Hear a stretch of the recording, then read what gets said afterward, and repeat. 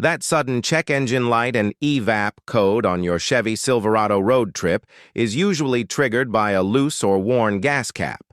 The immediate Trailside fix is to remove the cap, inspect the rubber O-ring for cracks, clean the filler neck rim, and reinstall the cap until it clicks at least 3 times. The EVAP system constantly monitors the fuel tank for vapor leaks to maintain pressure and reduce emissions. A slight bump on a rough trail, dirt buildup from off-roading, or just a worn seal can break that vacuum. The truck's computer detects this pressure drop and triggers a large or small leak code, commonly a P0455 or P0442. If the cap clicks but the code remains, trail dust might be the culprit. Take a clean microfiber cloth or a shop towel and wipe down the inner rim of the fuel filler neck.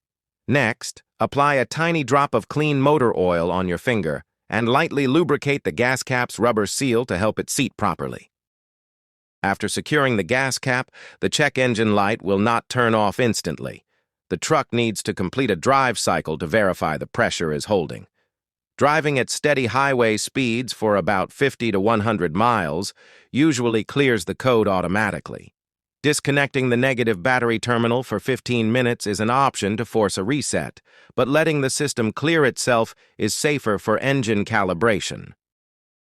If the light stays on after a couple of days of driving, the issue extends beyond the cap.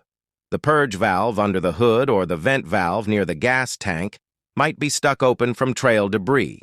For the time being, a secure gas cap ensures the truck is safe to drive until reaching a scan tool.